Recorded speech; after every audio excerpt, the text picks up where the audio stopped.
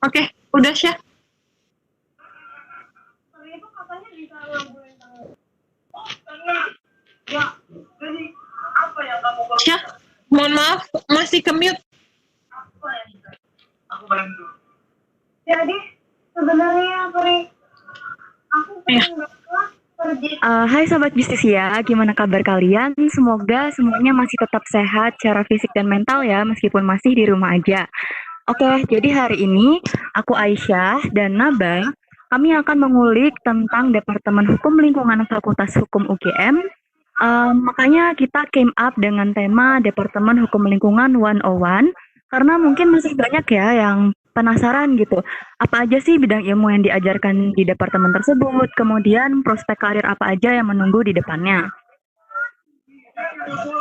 Nah, maka dari itu malam ini kita kedatangan dua dosen tamu sebagai narasumber kita dari Departemen Hukum Lingkungan. Yang pertama ada Mas Agung Wardana atau biasa disebut Mas Igam. Selamat malam Mas, apa kabarnya? Malam. Bagaimana kabarnya Mas? Masih sehat. Sehat. Baik. Dan yang kedua ada Bu Dinarjati Eka Puspitasari. Selamat malam Bu, bagaimana kabarnya? Selamat malam, alhamdulillah, kabar baik. Kabarnya juga baik-baik aja kan, Mbak? Baik, alhamdulillah Bu, sehat. Oke, langsung aja tanpa basa-basi lagi, kita mulai ke pertanyaan pertama. Aisyah, dipersilakan. Mungkin mulai dari pertanyaan yang paling mendasar dulu ya Mas dan Mbak. Jadi apa aja sih, bisa tolong dideskripsikan secara singkat gitu tentang bidang-bidang ilmu apa aja yang akan dipelajari di Departemen Hukum Lingkungan? Ya, tanpa basa-basi lagi. Baik, saya akan coba bicara dulu dari mata kuliah yang kita pelajari pada semester sebelumnya, dan kemudian tahun lalu kita sudah melakukan review kurikulum untuk memperbaharui mata kuliah tersebut, dan mudah-mudahan mata kuliah yang ke depan ini jauh lebih menarik sehingga lebih banyak lagi teman-teman mahasiswa yang tertarik untuk bergabung di Departemen Hukum Lingkungan. Kalau sebelumnya ada mata kuliah di konsentrasi kita, mata kuliah wajibnya dulu ada dua mata kuliah wajib, yakni Hukum Lingkungan dan Hukum Konservasi Lingkungan. Kemudian untuk mata kuliah konsentrasinya ada AMDAL dan perizinan lingkungan, kemudian ada penataan ruang dan lingkungan, ada hukum pelestarian cagar budaya atau heritage, kemudian ada hukum tata kelola sumber daya hutan, penyelesaian sengketa lingkungan, analisis ekonomi atas hukum lingkungan, hukum pencemaran lingkungan.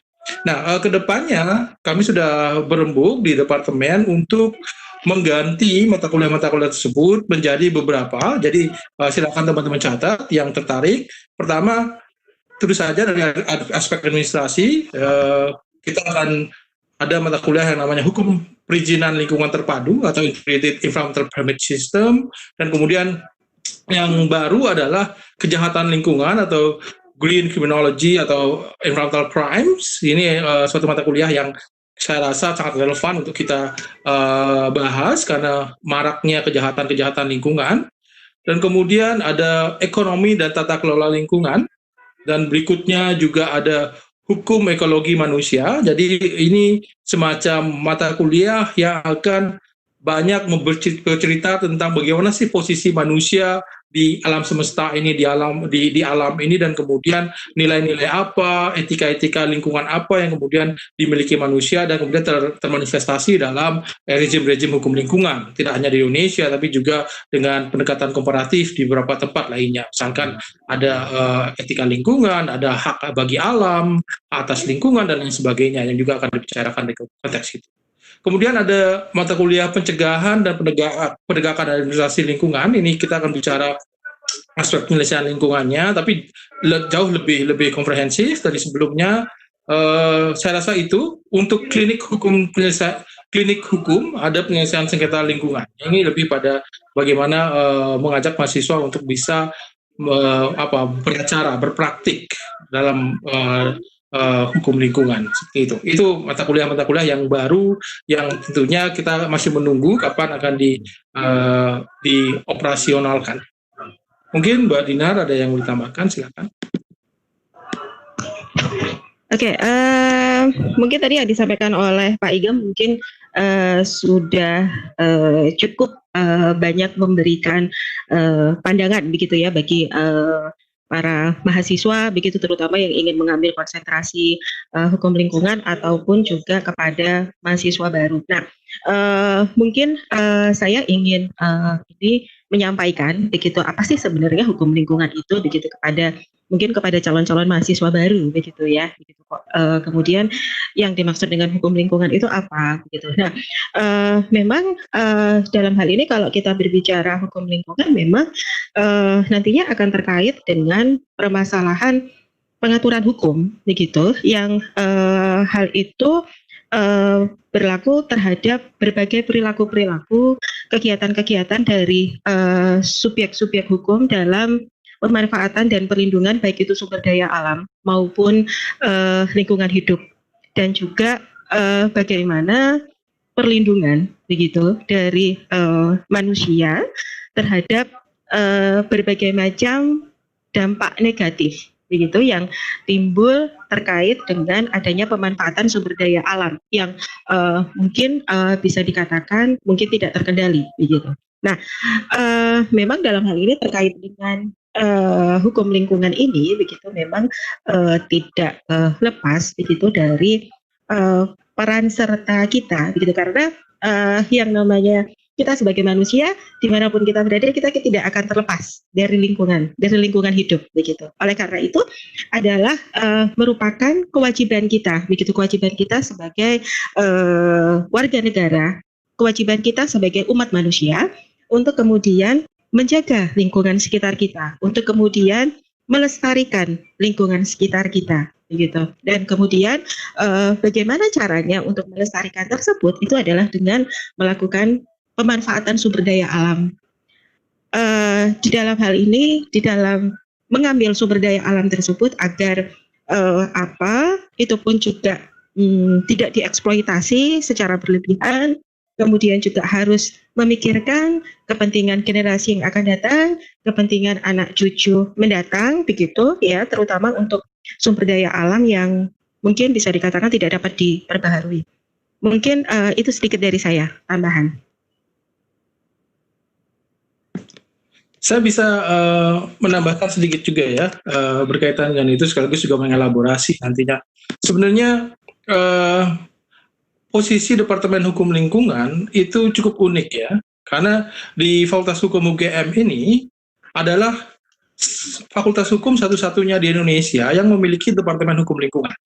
Nah, biasanya kalau kita lihat hukum lingkungan itu masuk di departemen atau bidang hukum administrasi negara, ya kan, berangkat dari sebuah anggapan bahwa hukum lingkungan itu sebagai hukum yang mengatur relasi manusia dan lingkungan alami maupun buatan, yang mana kemudian dimediasi oleh instrumen administrasi negara berupa perizinan, ketetapan, tata usaha negara, dan lain sebagainya. Nah, tentu saja cara pandang ini sebenarnya agak sempit ya, karena ia hanya melihat hukum lingkungan sebatas pada dimensi command and control atau direct regulation.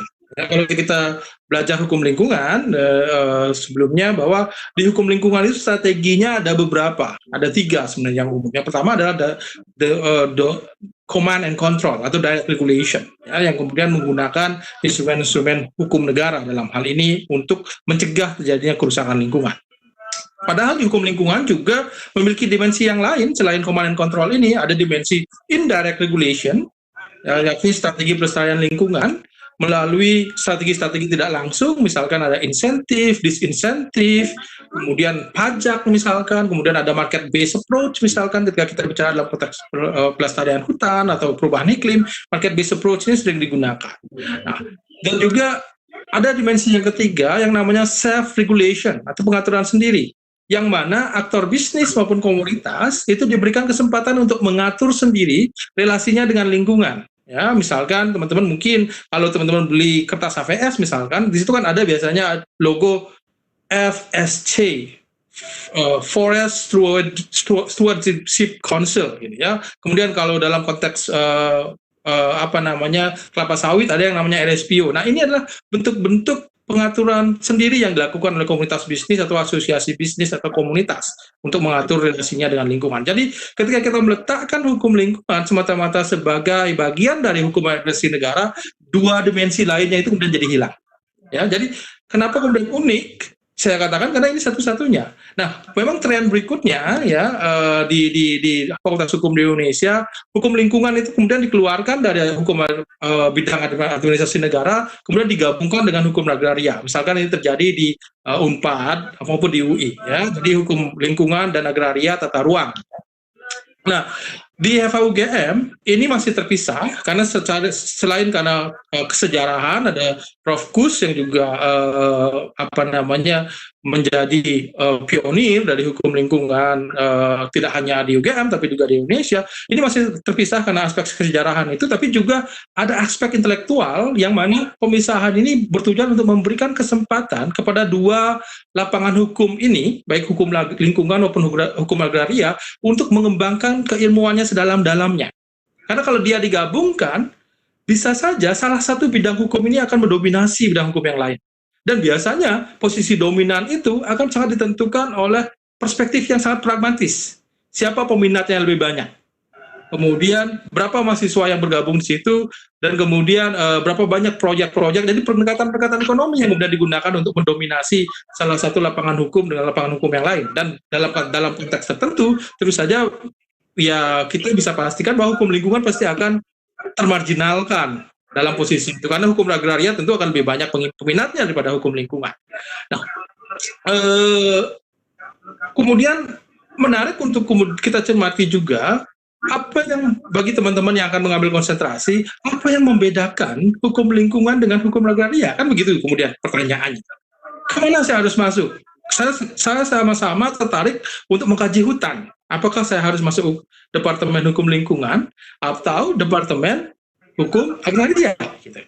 Nah, kalau kita lihat memang dua departemen ini atau dua lapangan hukum ini memiliki objek kajian yang sama. Ya, mereka bicara hutan, agraria bicara hutan, lingkungan juga bicara hutan. Agraria bicara air, kita juga bicara air, dan lain sebagainya. Mereka bicara tata ruang, kita juga bicara tata ruang. Cuman ada perbedaan yang mendasar di situ. Kalau kita lihat secara etis, alam ini memiliki 3 nilai. Ya.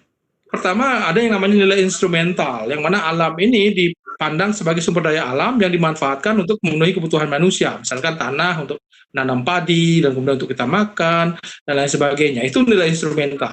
Selain nilai instrumental, ada nilai eksisten, bahwa alam itu dengan ada saja, dia sudah mampu memberikan nilai-nilai spiritual, nilai-nilai estetika, nilai-nilai keindahan bagi kita. Yang ketiga adalah nilai intrinsik, nilai yang dimiliki oleh alam itu sendiri. Alam itu memiliki nilai untuk dirinya sendiri, ada atau tidak ada manusia. Nah, ketika kita bicara pembedaan antara hukum agraria dan lingkungan, letaknya adalah pada nilai yang mana penekanannya dilakukan. Ya, hukum agraria penekanannya cenderung pada aspek yang pertama, di mana alam itu dilihat secara instrumental sebagai sumber daya alam yang kemudian diatur jenis haknya, peruntukannya, kemudian proses pemberian haknya, dan lain-lain. Dan kemudian kalaupun ada aspek konservasi di situ, misalkan konservasi air, konservasi hutan, tapi konservasi ini sebenarnya tujuannya adalah untuk menjaga stok sumber daya alam tersebut sehingga dia bisa dimanfaatkan terus-menerus. Sedangkan untuk hukum lingkungan, cara pandangnya lebih luas dari itu, dan Departemen Hukum Lingkungan atau hukum lingkungan pengkajiannya lebih cenderung pada aspek kedua dan yang ketiga. Jadi bagaimana melihat alam ini dari kacamata nilai eksistennya, ya, kenapa kemudian kita bicara ada natural heritage dan kemudian ada cultural heritage yang memiliki nilai estetika yang kemudian kita diskusikan dalam konteks konservasi. Kemudian ada nilai intrinsik, ya. Kita bicara bagaimana alam ini memiliki nilai untuk dirinya sendiri, ada hak-hak alam, kenapa kemudian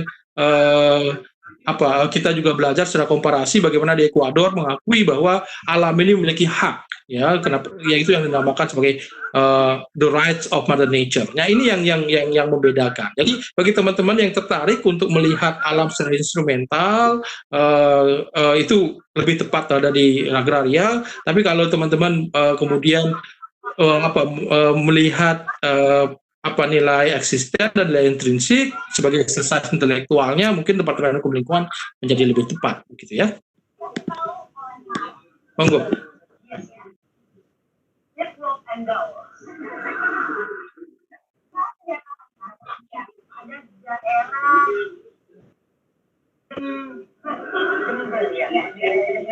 Naba nih kayaknya masih ke-mute deh. Halo? Oh iya, terima kasih Aisyah udah ngingetin. Oke, terima kasih Bu Dina, terima kasih atas penjelasannya lengkap sekali. Kalau boleh saya bertanya, tadi kan udah dijelaskan lengkap banget ya sama kedua narasumber kita ini. Nah, untuk mata kuliah konsentrasi hukum lingkungan sendiri itu boleh disebutkan nggak, Mas, Bu, apa aja? Tadi sudah saya sebutkan ya, yang terbaru ya. Yang terbaru sudah saya sebutkan, ada hukum perizinan lingkungan terpadu, kemudian ada kejahatan lingkungan, itu yang baru, dan kemudian ekonomi dan tata kelola lingkungan. Ini bicara tentang analisis ekonomi atas permasalahan lingkungan, kita bicara tentang perspektif law and economics, kemudian instrumen ekonomi lingkungan, carbon tax misalkan, market based approach terhadap permasalahan lingkungan kita bicarakan di sini. Kemudian ada hukum ekologi manusia, ya, mata kuliah baru juga yang nanti akan bicara tentang budaya lingkungan, etika lingkungan, hak-hak alam, dan kemudian politik lingkungan juga kita akan bicarakan di situ. Yang berikutnya, yang terakhir adalah pencegahan dan penegakan administrasi hukum lingkungan, ya, yang mana kita akan bicara hukum acara administrasinya, dan kemudian hukum lingkungan administratif material, dan pendekatan penyelesaian sengketa baik di dalam maupun di luar pengadilan. Ya, itu mata kuliah konsentrasi hasil dari review kurikulum kita. Menarik. Oke. Mungkin sedikit saya menambahkan ya, begitu. Jadi memang kalau sebelum kita berbicara terkait dengan konsentrasi, begitu, mungkin juga nanti akan saya sebutkan siapa saja pemegang mimbarnya, begitu. Jadi memang kalau di dalam di Departemen Hukum Lingkungan sendiri itu terdiri dari 6 dosen. Jadi ketua departemen itu adalah Bapak Hari Supriyono, kemudian sekretarisnya itu Bu Fajar Winarni, kemudian selanjutnya ada Pak Igam Wardana sendiri, kemudian ada Pak Wahyuyun Santoso, kemudian Bapak Toto Dwi Diantoro, dan kemudian saya sendiri Dinas CTK Puspitasari. Nah, tadi memang Pak Igam sudah menyampaikan begitu terkait dengan rencana kurikulum yang baru untuk konsentrasi, dan juga dengan konsentrasi yang baru ini. Tapi mungkin ini bisa saya sampaikan kalau sampai saat ini begitu, ini kami masih memegang mata kuliah konsentrasi yang lama. Jadi mungkin bisa saya sebutkan ya. Jadi untuk Pak Hari itu memegang mata kuliah konsentrasi AMDAL dan perizinan lingkungan kalau tidak salah. Kemudian Pak Toto Dwi Diantoro itu konservasi sumber daya hutan. Kemudian Pak Wahyuyun itu terkait dengan ekonomi lingkungan. Kemudian Pak Igam itu penataan ruang dan lingkungan ya Pak ya. Kemudian Bu Fajar itu perlindungan cagar budaya, dan kemudian saya sendiri hukum pencemaran lingkungan. Begitu, Mbak. Kalau boleh menyombongkan diri, mungkin Departemen Hukum Lingkungan adalah satu-satunya departemen di Fakultas Hukum UGM yang dosennya itu sudah doktor semua. Ya. Jadi keenamnya itu sudah doktor. Ya, kalau dari segi keilmuan kami qualified lah untuk mengajar, gitu ya. Kalau boleh menyombongkan diri, terus saja itu menyombongkan diri sebenarnya. Ini sekaligus juga untuk memacu teman-teman di departemen lain untuk mengejar rekor kami, gitu ya. Iya Mas, ini ada tanggapan juga nih dari salah satu viewers, katanya dosen-dosen hukum lingkungan ini progresif, terus enak diajak untuk berdiskusi. Soalnya katanya ini alumni sekarang kerja di NGO, seluruh pelajarannya sangat aplikatif di sana. Begini, pertama mungkin kenapa kami dianggap progresif, karena hukum lingkungan itu dari nature-nya dia adalah lapangan hukum yang baru ya. Jadi Indonesia itu kan baru punya setidaknya hukum lingkungan yang sifatnya holistik atau modern itu baru tahun 82. Sebelumnya itu belum ada, mungkin sebelumnya hanya mewarisi ketentuan-ketentuan ordonansi kolonial yang sifatnya tradisional atau klasik atau parsial ya dan sektoral. Nah, berbeda dengan hukum-hukum lapangan hukum yang lain, misalkan hukum pidana, hukum perdata, atau hukum agraria yang justru sudah berkembang dari era zaman Romawi, ya, di mana doktrinnya, ya, teori-teorinya, asasnya, postulatnya atau legal maximnya itu sudah berkembang. Dan sudah sangat mapan gitu ya, sudah sangat mapan sehingga ini yang menyebabkan di lapangan hukum yang lama ini yang mapan ini teori mereka sudah sangat banyak dan orang tinggal menyantolkan diri kemana mereka harus menggunakan teori yang mana ketika mereka menghadapi masalah. Sedangkan di hukum lingkungan karena dia baru kita masih seperti membuka hutan ya, seperti membuka hutan. Teorinya masih ada banyak puzzle di situ. Ya, ketika misalkan kita bicara, boleh nggak generasi yang akan datang, anak cucu kita, menggugat di pengadilan karena pemerintah Indonesia gagal untuk menurunkan emisi gas rumah kaca. Kalau kita bicara perubahan iklim kan, dampak perubahan iklim itu tidak kita alami hari ini. Kalau kita bakar fossil fuel, bakal batu bara hari ini, dampaknya itu kan anak cucu kita yang merasakan. Nah, boleh nggak anak cucu kita ini menggugat pemerintah hari ini untuk menghentikan pembakaran fosil fuel misalkan. Nah, ini kan teori yang belum ada teorinya, belum ada doktrinnya, yang kemudian pengajar hukum lingkungan dan praktisi hukum lingkungan mau tidak mau harus terus berinovasi. Jadi kita semacam, kalau teman-teman yang aktif di kepala, kita semacam buka jalan, buka alas gitu. Ya. Kita seperti membuka alas ya, untuk menemukan teori-teori. Misalkan ketika kita bicara tentang hak gugat organisasi lingkungan, kan baru diakui di Indonesia tahun 89. Sebelumnya itu nggak ada, karena kita masih menggunakan doktrin klasik perdata gitu ya. Jadi karena inovasi-inovasi inilah hukum lingkungan itu berkembang. Jadi hukum lingkungan di Indonesia ini berkembang karena ada aktivisme. Baik dosennya, LSM-nya, maupun mahasiswanya. Kenapa kemudian justru ini menjadi tantangan bagi kita. Ada banyak ruang-ruang kosong di kajian hukum lingkungan ini yang masih belum terisi. Belum ada doktrinnya, belum ada teorinya, belum ada praktek pengadilannya, belum ada putusannya, yang sebenarnya mengundang kita, mahasiswa-mahasiswa, untuk ikut berinovasi. Ayo, bagi yang teman-teman yang suka inovasi, masuklah Departemen Hukum Lingkungan, karena ruang inovasinya masih sangat banyak. Gitu. Kalau Anda masuk mau berinovasi di lapangan hukum pidana atau perdata, Anda sudah ditendang karena doktrinnya sudah mapan gitu. Tapi kalau Anda mau berinovasi, ya Departemen Hukum Lingkungan tempatnya karena sangat baru dan kemudian banyak ruang-ruang kosong yang kemudian bisa Anda inovasikan ke kreativitas Anda dalam menggunakan teori yang ada dan kemudian membangun argumentasi. Jadi ada itu salah satu blessing in disguise-nya hukum lingkungan karena dia lapangan hukum yang baru. Mau tidak mau, dosennya pun harus progresif gitu ya.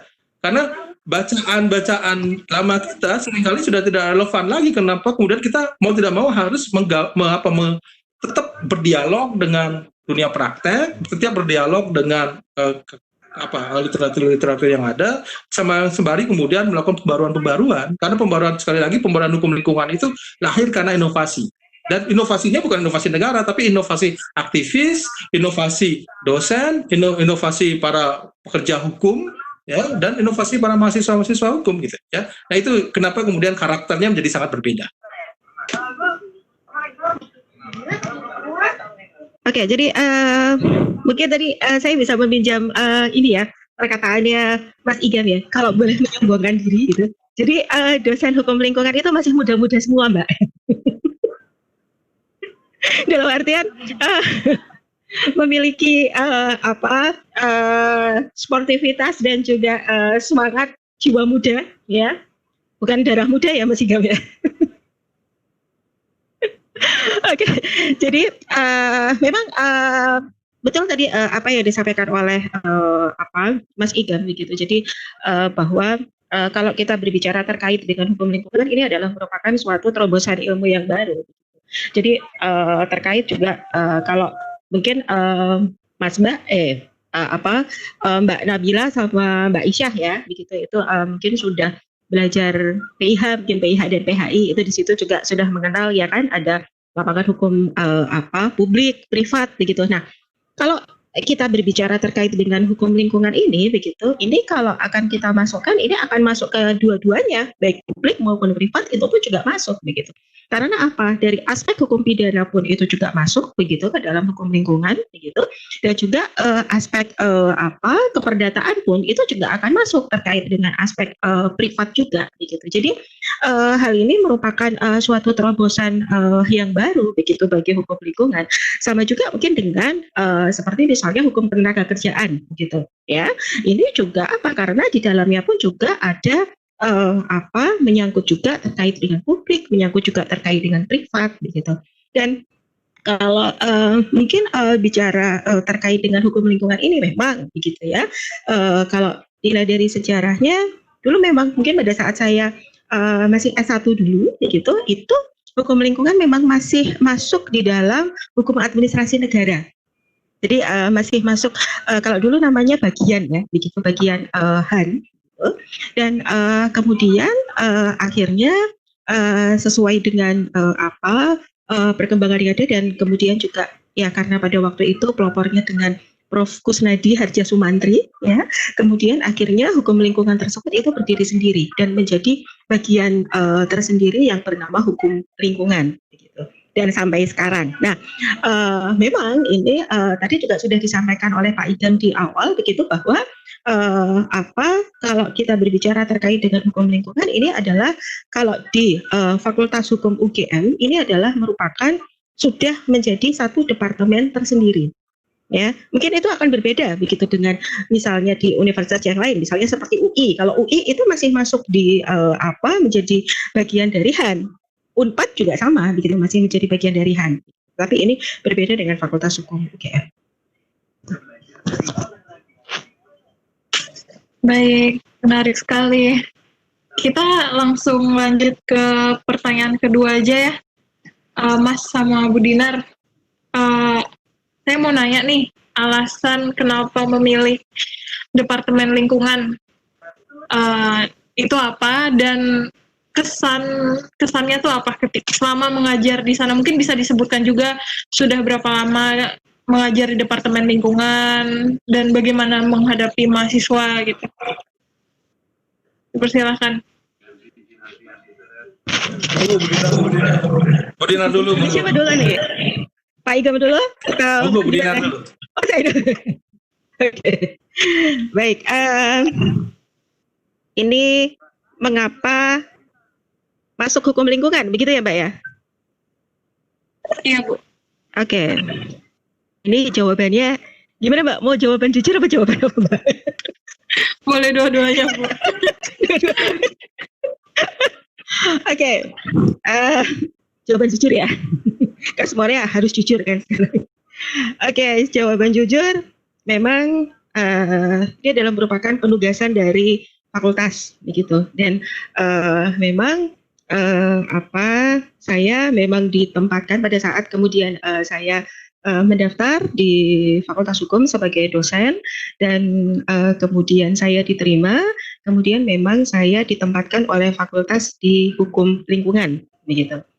Nah, kalau jawaban yang lainnya ya, jawaban yang lainnya itu adalah memang dari dulu memang saya senang, Mbak, begitu dengan permasalahan-permasalahan lingkungan, gitu. Ya, permasalahan-permasalahan lingkungan itu saya suka.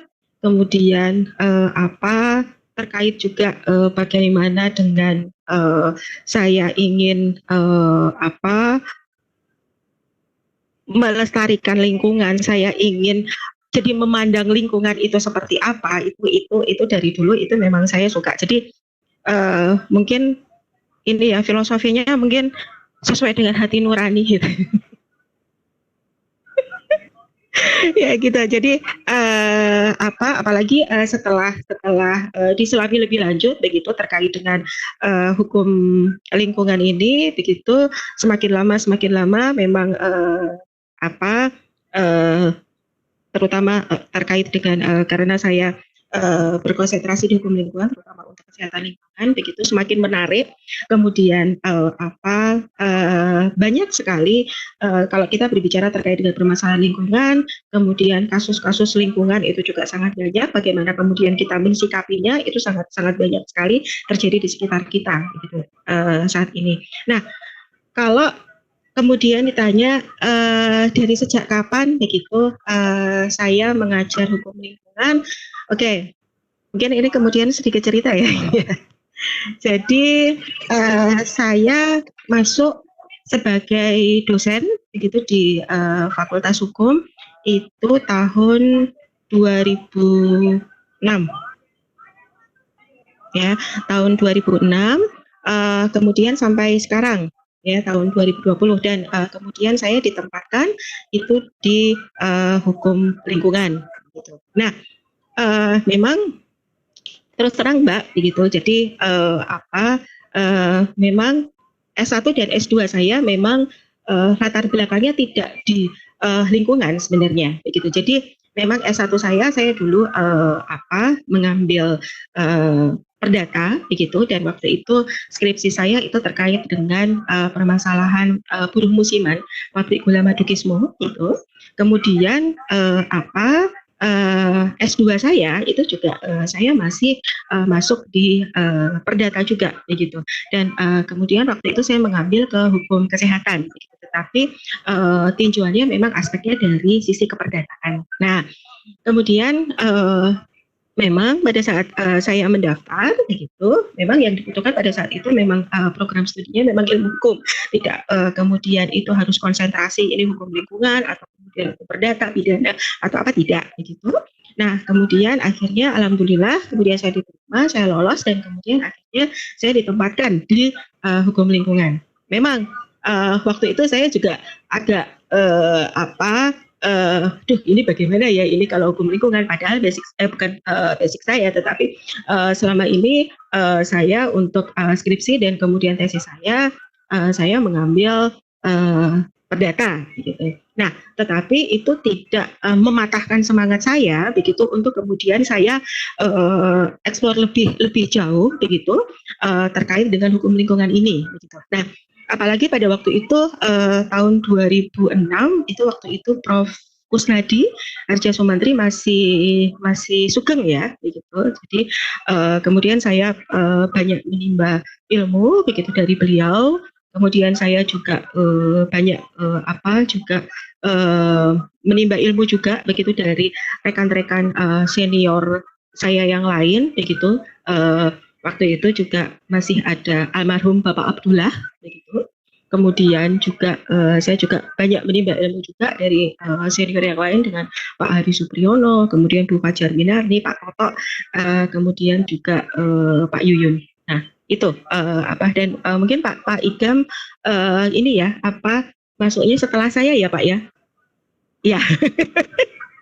Nah, kemudian untuk pertanyaan selanjutnya Mbak terkait dengan kesan ya? Iya Bu, kesan dan suka duka selama mengajar di Departemen Lingkungan. Kesannya kesan untuk mengajar hukum lingkungan terutama untuk mahasiswa. Kalau untuk mahasiswa terus terang saya sangat senang, sangat excited gitu. Apalagi kalau misalnya pada saat saya mengajar, begitu pada saat saya mengajar, kemudian nanti mahasiswa yang ada di kelas tersebut, begitu, itu mereka aktif untuk kemudian bertanya, ya kan, kemudian aktif untuk menyampaikan pendapat, begitu, ya kan, karena kan juga yang namanya mahasiswa kan tidak hanya sekadar untuk kemudian datang kuliah, duduk, sudah begitu. Tapi salah satunya juga bagaimana untuk kemudian menyampaikan pendapat itu begitu di dalam kelas begitu. Karena konsepnya adalah pada saat kita di kelas begitu, itu kita belajar bersama dan kemudian kita berdiskusi. Maka di dalam kelas-kelas saya begitu saya sering untuk mengajak diskusi begitu dengan mahasiswa-mahasiswa saya begitu. Nah, Tetapi memang ini ya Mbak, kalau bisa dikatakan mungkin kesan-kesan mungkin dari mahasiswa tersebut bisa dikatakan mungkin dari tiap angkatan mungkin kalau saya lihat mungkin stylenya mungkin beda-beda ya gitu. Jadi nanti kadang ada angkatan mungkin yang memang bisa dikatakan pada saat kita mengajar begitu, mahasiswanya tersebut memang aktif untuk kemudian bertanya gitu ya. Tetapi ada juga gitu nanti di angkatan yang lain begitu. Ternyata kalau misalnya kita pancing dengan pertanyaan atau kita lempar dengan pertanyaan, nanti semuanya akan diam. Atau misalnya kita baru jalan gitu kan, kita baru jalan mau menghampiri mahasiswa. Nah, mereka sudah langsung nunduk gitu, takut untuk mereka ditunjuk. Ya. Nah,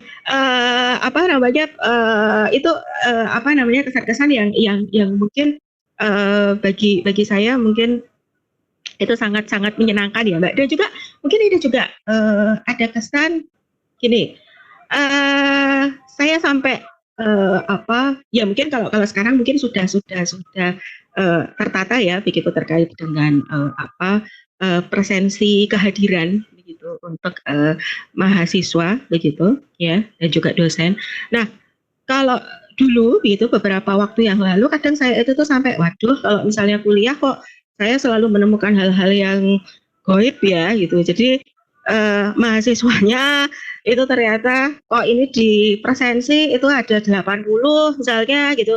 Tapi ternyata loh ini yang hadir ini kalau saya hitung itu mungkin hanya sekitar 50, tapi kok tanda tangannya ada sekitar 70 ya. Tanda tangannya siapa yang menandatangani gitu. Ini mungkin pengalaman yang seru aja gitu kan gitu pada saat mengajar pada mahasiswa begitu. Dan juga mungkin juga yang seru juga itu apabila mahasiswa tersebut itu juga mungkin tadi ada yang chat juga ya tadi mengatakan kalau wah ini senang begitu di hukum lingkungan karena dosennya enak untuk diajak diskusi gitu. Oke, memang kami juga senang begitu jika ada mahasiswa begitu yang senang untuk kemudian berdiskusi dan saya pun juga meminta kepada mahasiswa yang ada di kelas saya begitu jika ada sesuatu yang ingin ditanyakan begitu dan misalnya karena kalau di kelas itu kan jamnya memang terbatas ya Mbak gitu. Jadi apabila waktu itu tidak mencukupi untuk mereka bertanya, itu saya mempersilahkan pada mereka begitu untuk kemudian oke, itu bisa didiskusikan kembali di lain waktu begitu dan mungkin bisa itu di luar dari jam pelajaran dari kelas saya. Begitu Mbak.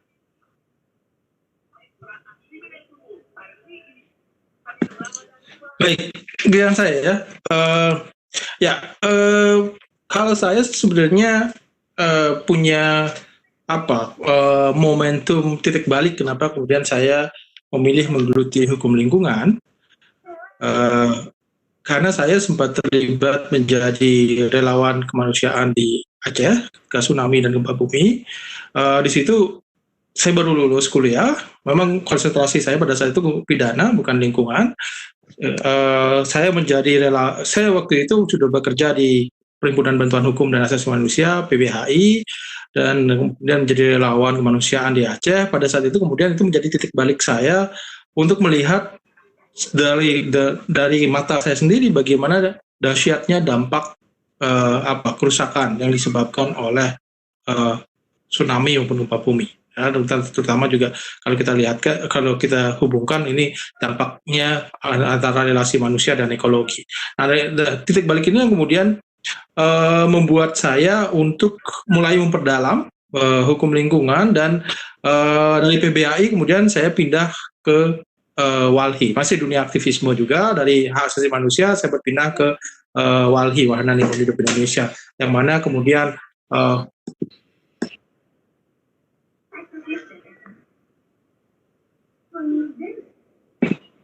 maaf, ada telepon. Yang mana kemudian di WALHI inilah kemudian menempa saya, ya, tidak hanya secara intelektual, tapi juga secara mental, menjadi aktivis lingkungan, dan kemudian melalui proses di Walhi ini saya berkesempatan untuk menerima beasiswa ke Inggris. Memang ingin mengambil Master of Law, tapi pada saat itu pilihan Master of Law in Environmental Law itu sangat terbatas. Ya. Ada 3 School of Law di Inggris yang menawarkan hukum lingkungan. Yang pertama SOAS di University of London di London, kemudian ada Nottingham di University of Nottingham, yang ketiga ada di Scotland, ya, di Edinburgh.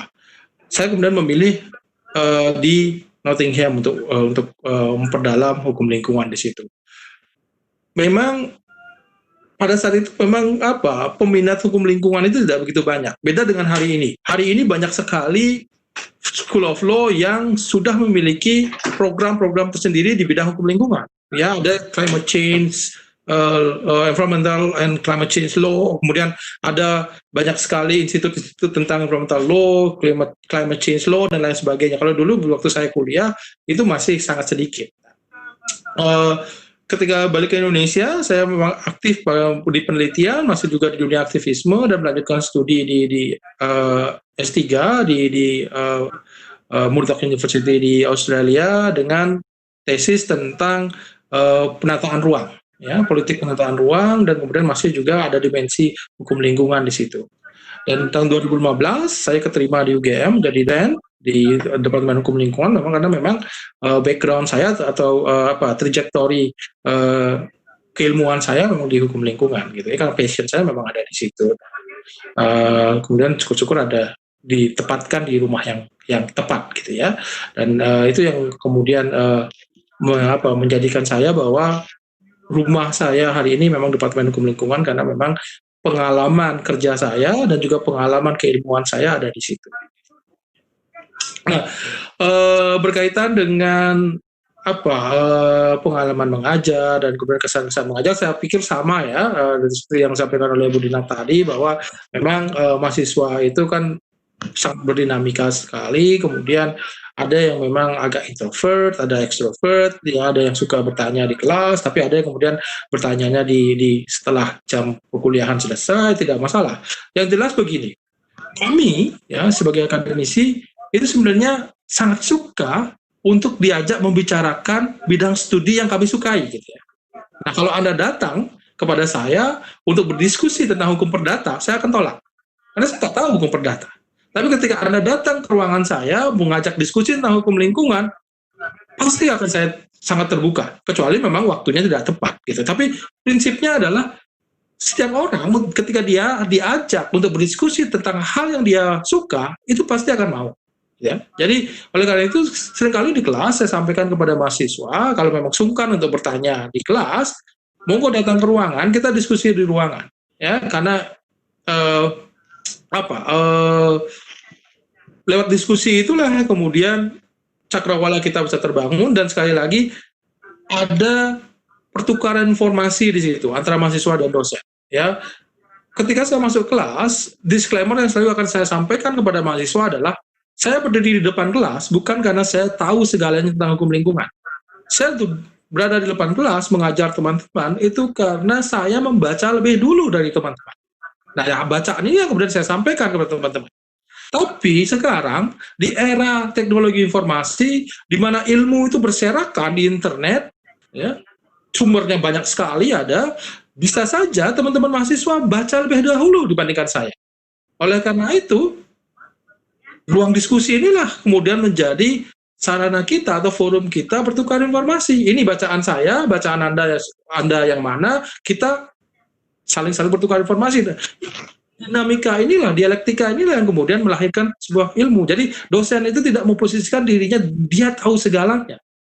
Ya, karena kenapa kemudian di era hari ini dosen itu harus mau terbuka, mau dikritik, mau diajak diskusi, mau dipersalahkan, karena bisa saja dosen salah, karena buku yang dia baca bisa saja salah untuk konteks hari ini. Ya, apalagi sekali lagi yang saya katakan bahwa hukum lingkungan itu berlari dengan sangat cepat perkembangannya. Bisa saja dosen yang sudah malas belajar ketinggalan gitu ya. Ketika mahasiswanya kemudian membaca hal yang lebih mutakhir, kita bisa ketinggalan, bisa dibantah oleh mahasiswa. Nah, di sini kemudian saya rasa ruang kuliah harus dikelola sedemikian rupa di mana terjadi pertukaran informasi antara dosen dan mahasiswa. Itu yang ruang kelas yang saya idealkan di perkuliahan saya. Saya rasa itu. Silakan. Oke, mungkin langsung ke pertanyaan selanjutnya. Kalau dari pengalaman kami berdua, saya sama Naba, itu kan hukum lingkungan kan sangat benar-benar multidisipliner dan sangat multidimensional. Dan juga kami sering mengamati nih, dosen-dosen di hukum lingkungan itu sering banget conference ke luar negeri, dan juga selain jadi dosen juga menjadi peneliti. Oleh karena itu kami jadi bertanya-tanya gitu kan, kira-kira prospek kerjanya apa aja sih kalau misalnya kita mendalami benar-benar hukum lingkungan ini? Siapa dulu? Mbak Dina dulu? Pak Igam dulu, monggo. Oke, baik. Begini ya, memang banyak teman-teman mahasiswa selesai kuliah hukum lingkungan maupun hukum konservasi lingkungan datang ke saya menanyakan, Mas Igam, saya tertarik untuk ngambil hukum lingkungan, departemen hukum lingkungan. Passion saya di hukum lingkungan. Tapi saya masih bingung, setelah ini saya mau kerja apa? Nah, orang tua kemudian menyarankan saya, yang pasti-pasti aja deh. Pidana, perdata, ya. Itu kan sudah pasti. Sebagaimana saya katakan sebelumnya bahwa hukum pidana, hukum perdata itu sudah ada sejak zaman Romawi, mau tidak mau dia pasti gitu ya. Tapi di hukum lingkungan karena dia relatif baru, penuh dengan ketidakpastian. Ya. Penuh dengan ketidakpastian, dan ketidakpastian ini kan paling tidak disukai oleh sarjana hukum. Ya, karena sarjana hukum ini selalu bilang bahwa tujuan hukum itu adalah certainty, kepastian. Kita harus menegakkan kepastian. Tapi hukum lingkungan itu prinsipnya adalah precautionary, hati-hati. Kalau belum ada kepastian, ya kita mestinya hati-hati. Ketidakpastian akan karir ini yang kemudian banyak yang menyurutkan minat atau pilihan teman-teman mahasiswa, akhirnya kemudian lebih memilih kepada lapangan hukum yang lebih menjanjikan. Nah, saya katakan di sini, hukum lingkungan hari ini jauh lebih relevan dibandingkan sebelum-sebelumnya. Hari ini kita menghadapi berbagai permasalahan lingkungan dengan berbagai macam skalanya. Skala global, kita bicara tentang antroposin, kita bicara tentang perubahan iklim, kita bicara tentang pencemaran lintas batas, di tingkat nasional kita bicara tentang kebakaran hutan, kemudian banjir, tanah longsor, deforestasi. Di tingkat lokal kita bicara tentang konversi lahan produktif, ya, banjir dan lain sebagainya. Artinya hukum lingkungan itu harus memainkan perannya. Tapi kalau kemudian tidak ada peminatnya, tentu saja peran-peran yang ingin dimainkan hukum lingkungan itu menjadi sangat terbatas. Ya. Dan peran-peran apa yang bisa dimainkan? Anda bisa menjadi peneliti. Ya, sekarang ada banyak sekali organisasi-organisasi atau institut, riset institut yang bergerak di bidang lingkungan. Ada ICEL, Anda bisa meneliti di situ. Ada ELSAM, ada organisasi-organisasi hak asasi manusia yang juga memfokuskan pada aspek lingkungan gitu, karena kita juga ada dimensi hak atas lingkungan, ada dimensi hak asasi manusianya, ada pendekatan HAM dalam melihat lingkungan. Jadi Anda bisa masuk di situ. Selain itu tentu saja di ranah internasional ada organisasi-organisasi internasional yang sangat membutuhkan ekspertis Anda di hukum lingkungan, terutama di Indonesia. Karena apa? Karena secara geopolitik dan secara secara geopolitik dan secara ekologi, Indonesia ini masih sangat dipertimbangkan di ranah internasional. Karena apa? Karena kita tahu bahwa kita adalah negara yang mega diversity country, yang negara yang memiliki kekayaan ragam hayati yang cukup sangat berlimpah, ya. Kedua setelah Brasil, dan kemudian kita juga memiliki hutan tropis, ya. Dan kemudian kita juga memiliki terumbu karang, jumlah mamalia kita juga signifikan, satwa kita signifikan. Ini kemudian menjadi menjadi semacam objek yang kemudian membutuhkan exercise intelektual. Jadi membutuhkan para sarjana-sarjana hukum yang memahami rezim-rezim hukum lingkungan yang berlaku di Indonesia. Ya, karena bisa saja para peneliti internasional, para pegiat organisasi internasional, katakanlah UNEP, kemudian ada IUCN, mereka tidak memiliki expertise di bidang hukum lingkungan di Indonesia. Ya, Padahal Indonesia memainkan peran penting dalam konteks lingkungan internasional. Nah, di sinilah kemudian peran-peran Anda bisa dimainkan. Ya, Anda bisa menjadi diplomat, ya, melalui Kementerian Luar Negeri, bisa juga menjadi scientist atau bisa juga bergabung di organisasi lingkungan internasional, misalkan ada Greenpeace, kemudian ada Friends of the Earth, kemudian ada UCN, ya, kemudian ada UNEP dan lain sebagainya. Ya, itu pilihan-pilihan banyak sekali. Selain itu juga di ranah domestik, jangan lupa permasalahan-permasalahan lingkungan ini ada sangat banyak sekali. Ada banyak sekali masyarakat yang membutuhkan uluran ekspertis Anda untuk membela mereka di pengadilan. Ya, banyak korban kebakaran hutan, kemudian ada korban kebanjiran, tanah longsor yang membutuhkan ekspertis hukum lingkungan di situ. Dan Anda sebagai orang yang mendalami hukum lingkungan bisa menjadi ahli hukum lingkungan, ya, dalam hal praktek, karena bisa menjadi lawyer yang memang mengkhususkan atau membangun karir Anda spesialis di bidang hukum lingkungan. Kalau itu yang agak idealis, ya, yang agak idealis. Tapi kalau Anda mau kemudian menjadi corporate lawyer, tentu saja ada banyak korporasi-korporasi internasional yang juga membutuhkan pengetahuan tentang hukum lingkungan di Indonesia, tentang bagaimana undang-undang pengelolaan lingkungan, bagaimana ketentuan tentang AMDAL di Indonesia ketika mereka mau investasi, bagaimana undang-undang tentang pencemaran, ketentuan tentang pencemaran, dan lain sebagainya, dan lain sebagainya. Ini kesempatan-kesempatan yang sangat terbuka luas, saya rasa. Silakan Mbak Dinar untuk menambahkan. Oke, saya menambahkan Mas begitu. Jadi kalau kemudian nanti ada mahasiswa kemudian yang menanyakan, wah ini kemudian prospek kerjanya bagaimana? Gitu. Kalau misalnya saya mau mengambil konsentrasi terkait dengan hukum lingkungan, begitu. Nah, saya memang menyampaikan begitu kepada mahasiswa saya, begitu, bahwa yang namanya ini saya berbicara secara keseluruhan dulu, ya. Yang namanya lulusan dari Fakultas Hukum, begitu, ya, itu bisa dikatakan memang sangat fleksibel untuk kemudian itu nanti akan memasuki bidang kerja dimanapun, begitu. Apalagi memang kemudian program studi di Fakultas Hukum UGM sendiri itu adalah ilmu hukum, begitu. Ya, jadi memang dari mahasiswa tersebut memang dituntut untuk mereka memahami, begitu. Mereka menguasai berbagai hukum yang telah mereka pelajari, begitu. Dan memang di Fakultas Hukum sendiri memang ada 12 departemen itu, begitu. Termasuk salah satunya adalah hukum lingkungan. Nah, terkait dengan hukum lingkungan ini sendiri, begitu, saya memang menekankan kepada mahasiswa tersebut bahwa kalau Anda itu mengambil konsentrasi hukum lingkungan, itu Anda jangan berkecil hati. Karena itu merupakan suatu investasi yang lebih buat Anda. Karena pada saat ini, begitu, ya kan, bisa dikatakan untuk prospek kerja di bidang hukum lingkungan ini mungkin sangat terbuka lebar, begitu. Tadi seperti apa yang disampaikan oleh Pak Igam tadi, ya, begitu, terkait Pak Igam mencontohkan misalnya terkait dengan pegiat lingkungan, ya, Pak Igam, ya, atau aktivis, begitu, seperti itu. Tapi tidak ada salahnya, begitu, kalau misalnya Anda mengambil dari konsentrasi hukum lingkungan ini, Anda mempunyai nilai tambah, begitu. Anda menguasai terkait dengan permasalahan hukum lingkungan, apa yang sudah Anda pelajari, begitu, itu nanti bisa terkait dengan Anda bisa nanti kemudian karena masuk di berbagai bidang kerja, ya kan, kemudian Anda menjadi hakim, ya kan, hakim yang memang nanti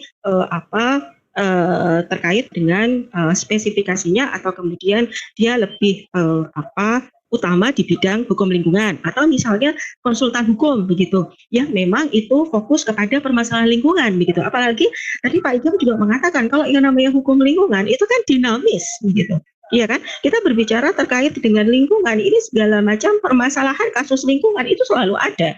Dan itu semuanya itu dinamis. Ilmu kita dinamis, ilmu hukum lingkungan itu dinamis. Tidak stuck jalan di tempat saja, begitu. Jadi memang mengikuti perkembangan dinamika kehidupan, dinamika masyarakat yang ada di sekitar kita. Gitu. Jadi bisa dikatakan kalau terkait dengan bidang hukum lingkungan ini mungkin bisa dikatakan sangat fleksibel, begitu. Hakim itu juga bisa, kemudian konsultan hukum juga bisa, jaksa ya yang fokus pada bidang lingkungan hidup itu juga bisa, ya kan? Kepolisian juga bisa. Ya, kemudian juga mungkin ada yang menginginkan untuk bekerja di aparatur pemerintah seperti PNS begitu, itu pun juga bisa. Atau yang Anda memang konsepnya memang sangat senang dengan lingkungan begitu, kemudian Anda ingin meneliti lebih jauh begitu terkait dengan permasalahan lingkungan baik nasional ataupun global begitu, Anda ingin menjadi peneliti di situ begitu, itu sangat terbuka lebar begitu. Banyak kemudian mungkin Pak Igam tadi sudah banyak memberikan contoh ya Pak ya begitu terkait dengan banyaknya penelitian begitu terkait dengan lingkungan baik itu global maupun nasional begitu, dan kemudian itu kerjasama juga begitu dengan NGO atau kerjasama dengan LSM begitu di sini. Nah mungkin itu yang sedikit bisa saya tambahkan. Mungkin Pak Igam ada yang ingin ditambahkan lagi Pak? Sudah, silakan. Ya. Masih berkaitan dengan pekerjaan nih Mas Igam dan Bu Dinar. Kalau selama hampir 10 tahun ya, atau sudah 10 tahun berarti rata-rata berkecimpung di dunia hukum lingkungan ini, pernah nggak sih ketika bekerja itu mendapatkan ancaman dari berbagai pihak gitu? Sebagaimana yang kita tahu, mungkin Mas Igam juga pernah kerja di LSM ya Mas Walhi, Bu Dinar juga udah konferensi dan melakukan penelitian di mana-mana gitu ya Bu. Pernah nggak dapat ancaman?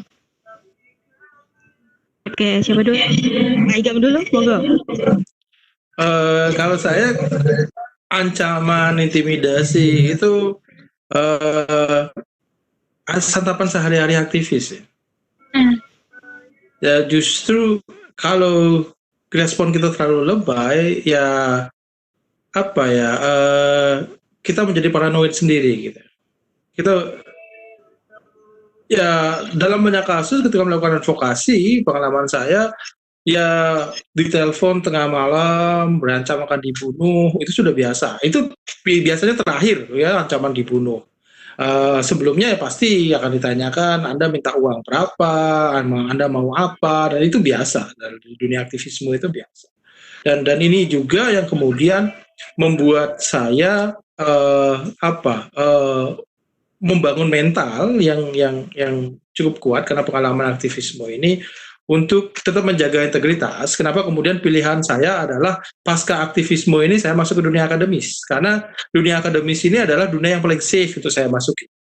Karena kan banyak pengalaman-pengalaman dari aktivis-aktivis sebelumnya, ketika fase aktivisme sudah selesai, mereka masuk ke fase pragmatis. Ada yang kemudian jadi konsultan di corporate, kemudian ada yang jadi politisi. Kemudian ya ada banyak sekali lompatan-lompatan yang mereka lakukan. Dan akhirnya kemudian ketika melompat ke dunia politik, ke dunia korporasi, biasanya mereka akan kehilangan idealisme mereka. Nah, saya belajar dari pengalaman-pengalaman teman-teman aktivis senior saya sebelumnya, kemudian saya tidak mau mengikuti jejak itu. Kenapa? Kalau saya memilih untuk masuk ke dunia LSM, masuk ke dunia akademis gitu ya. Nah, ini juga saya mengikuti polanya Bang Ricardo Simarmata yang sudah matang di dunia aktivis, termasuk juga Ibu I ya di Departemen Pidana yang sudah matang di dunia aktivisme, kemudian memilih masuk ke dunia akademis. Karena dunia akademis ini adalah dunia yang dimana kita bisa tetap mempertahankan idealisme kita, ya, sembari juga kita bisa memenuhi kebutuhan kita sebagai manusia yang berkeluarga dan lain sebagainya. Jadi ini adalah dunia akademis ini adalah dunia yang bagi saya dan bagi teman-teman aktivis yang masuk ke dunia akademis adalah dunia yang pilihan berikutnya setelah aktivisme. Ya. Monggo silakan. Oke. Saya menambahkan begitu. Jadi memang dalam hal ini terkait dengan tugas kita sebagai dosen begitu ya. di dalam menjaga integritas tersebut, terutama pada saat kita melakukan penelitian gitu. Karena kadang di dalam kita melakukan penelitian memang sering kita juga menyoroti begitu terkait dengan berbagai hal gitu, hal-hal yang pertentangan antara Dasein dengan Dasolen, ya. Dan mungkin itu memang banyak terjadi begitu polemik pertentangan antara Dasein dan Dasolen tersebut. Kemudian memang tugas kita sebagai seorang peneliti itu adalah kita memang kemudian menjadi dalam hal ini bukan menjadi penengah begitu, tetapi dalam hal ini memang diharapkan kita tetap netral begitu untuk kemudian kita tidak berpihak kepada salah satu pihak gitu. Nah, dalam hal ini memang kemudian apa? Kemudian yang menjadi tugas dari peneliti ya dalam hal ini dosen begitu, karena ini Mbak, sebetulnya kalau dosen itu kan memang ada 3 ya begitu tugasnya. Jadi yang sering disebut sebagai tridharma perguruan tinggi. Jadi pertama itu adalah pendidikan, kita mengajar. Kedua itu adalah pengabdian masyarakat, ya. Kemudian yang ketiga itu adalah penelitian. Nah, di dalam kita melakukan penelitian tersebut, kita mencari solusi. Gitu. Kita mencari pilihan, kita mencari solusi, kita mencari jalan begitu dari pertentangan antara Dasein dengan Dasolen yang terjadi di masyarakat begitu. Nah, makanya kemudian banyak interpretasi yang kita gunakan begitu untuk itu. Kemudian banyak juga penemuan hukum yang harus kita lakukan untuk menjawab segala penelitian itu, begitu Mbak. Nah, memang di dalam penelitian tersebut sering kita memberikan, begitu, setelah kita mendapatkan jalan, ada penemuan hukum yang kita sampaikan, kemudian kita memberikan saran, begitu. Kita memberikan saran, baik itu kepada pemerintah, saran juga itu kepada warga masyarakat, dan juga saran juga terhadap akademisi, begitu. Nah, diharapkan begitu agar saran-saran tersebut memang itu saran atau kritik yang bersifat membangun. Kedepannya agar itu nanti menjadi lebih baik begitu untuk terjadi sesuatu yang dinamis begitu antara Dasein dengan Dasolen. Itu mungkin yang bisa saya sampaikan. Oke, baik. Terima kasih banyak Bu Dinar dan Mas Giga atas penjelasannya, udah sangat elaboratif dan sangat insightful gitu ya. Tapi sebelum mengakhiri video ini, mungkin bisa bagi sedikit tips atau mungkin promosi lah gitu sama mahasiswa-mahasiswa yang baru mau ambil konsentrasi di semester 5 ini. Monggo Bu Dinar dulu. Oke. Kepada teman-teman ya yang angkatan 2017. Oke, angkatan 2017 juga mungkin angkatan ini di bawah apa di atas ini, 2018, 2019. 2018 maksudnya. Iya. Nah, jadi dalam hal ini karena itu tadi sudah disampaikan bahwa hukum lingkungan itu adalah hukum yang bersifat dinamis, begitu. Apalagi sekarang jika dikolaborasikan dengan era sekarang, begitu banyak sekali permasalahan lingkungan yang kita hadapi, ya, baik itu nasional, kemudian juga global, internasional, itu banyak sekali, begitu. Dan tadi juga sudah dijelaskan di awal bahwa kalau kita berbicara terkait dengan lingkungan tidak hanya sekedar ini kemudian dampak negatif saja, begitu kan. Tadi juga sudah disampaikan juga tidak hanya sekedar bagaimana pandangan kita terhadap alam saja, begitu, tidak begitu. Tapi juga bagaimana di situ juga ada kontrolnya juga, begitu. Kemudian juga di sini juga ada terkait dengan masalah perizinannya juga. Nah, Makanya karena ini di sini sangat banyak begitu ya, untuk kita kulik-kulik lebih lanjut begitu terkait dengan hukum lingkungan itu ya. Nah, itu tidak ada salahnya begitu, itu Mas dan Mbak semua itu bisa bergabung di hukum lingkungan begitu, dan dosen-dosennya juga sangat ini ya, sangat terbuka untuk kemudian menerima mungkin diskusi begitu, kemudian masukan juga begitu dari mahasiswa semua gitu. Kemudian juga kita senang kok gitu kalau misalnya kita diajak begitu, ada mahasiswa kemudian yang ingin berdiskusi dengan kita gitu, kita sangat senang ya. Oke.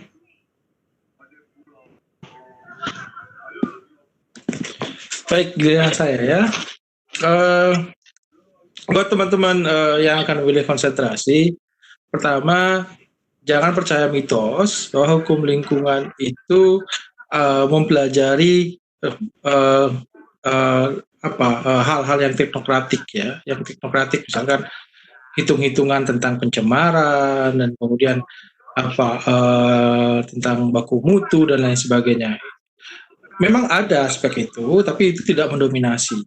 Nah, sekali lagi ada kesan kenapa teman-teman jarang yang memilih hukum lingkungan, karena hukum lingkungan itu dianggap bukan bidang hukum yang cukup, yang tidak begitu maco gitu. Karena memilih hukum lingkungan itu kan kita bicara tidak buang sampah sembarangan, tidak mencemari lingkungan. Kenapa kemudian orang memilih yang bidang-bidang hukum yang agak politis, misalkan asasi manusia dan lain sebagainya, yang bisa dikatakan bahwa ada aspek politisnya di situ. Nah, di hukum lingkungan juga sebenarnya mempelajari hal yang sama, bahkan hukum lingkungan itu komplit. Ketika kita bicara asasi manusia, di hukum lingkungan itu kita bicara tentang hak atas lingkungan. Ketika bicara pidana, kita juga bicara tentang kejahatan lingkungan. Ketika bicara tentang hukum internasional, kita bicara tentang hukum lingkungan internasional. Bicara perdata, kita juga bicara tentang acara perdata. Jadi sarana perdata dalam menyelesaikan sengketa lingkungan. Jadi sebenarnya ini yang kemudian disebut hukum lingkungan itu sebagai hukum yang fungsional, karena agar dia mampu menjalankan fungsinya, dia membutuhkan berbagai macam instrumen-instrumen yang dimiliki oleh lapangan-lapangan hukum yang lain gitu ya. Dan dalam banyak kasus justru instrumen-instrumen itu atau prinsip-prinsip itu juga banyak dikecualikan di hukum lingkungan. Oleh karena itu, bagi teman-teman yang sekali lagi yang tertarik berinovasi, yang berkontribusi terhadap pembaruan hukum lingkungan, karena ladangnya itu masih sangat terbuka luas, monggo kita bergabung di hukum lingkungan, kita temukan solusi bersama tentang permasalahan lingkungan kita, karena jauh lebih relevan hari ini hukum lingkungan kita dihadapkan dengan berbagai permasalahan, dan di Departemen Hukum Lingkungan lah kita belajar bersama, membaca bersama permasalahan tersebut, sekaligus juga mencarikan jalan keluar dari permasalahan-permasalahan tersebut. Saya rasa itu, monggo, kami akan sangat terbuka sekali jika teman-teman ingin bergabung bersama kami. Kita song-song Indonesia dengan lingkungan hidup yang kuat, dengan pembaruan-pembaruan yang akan dilakukan oleh kita bersama. Sekian. Terima kasih. Terima kasih Mas Igam dan Bu Dinar atas waktunya sebagai narasumber. Tapi sebelum kita akhiri, mungkin kita bakal foto bareng ya, operator Ardin. Boleh kita foto bareng Mas dan Bu Dinar? Viva Justicia. Aisyah. Operator Ardin.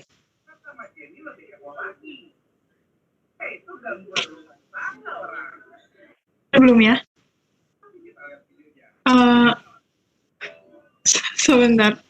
Ardin, di sana kah? Oke, mungkin akan saya screenshot juga ini. Budinan belum kelihatan. Yap. Oke, sudah? Oke. 1, 2, 3. Viva Justicia. Viva Justicia. Iya, udah. Oke. Terima kasih Bu Dina. Terima kasih ya teman-teman ya. Terima kasih Mbak Isya, Pak Iga, makasih. Terima kasih semuanya, Bu Dina, Mbak Aisyah, Mbak Nabila, dan teman-teman di Mia ya. Bye. Bye. Selamat malam.